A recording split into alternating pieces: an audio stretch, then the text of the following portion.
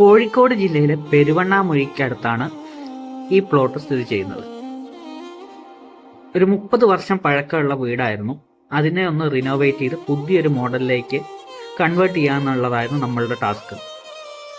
നമ്മളവിടെ ചെന്നു, ക്ലയൻറ്റുമായിട്ട് കാര്യങ്ങൾ സംസാരിച്ചു, അവരെ റിക്വയർമെൻറ്റ്സ് എന്തൊക്കെയാണെന്ന് മനസ്സിലാക്കി. പിന്നെ നമ്മളൊരു പ്ലാന് കൊടുത്തു.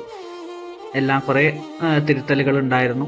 എല്ലാം ഓക്കെ ആക്കി ഒരു ഫൈനൽ ഔട്ട്പുട്ടിലേക്ക് നമുക്ക് എത്താൻ പറ്റി.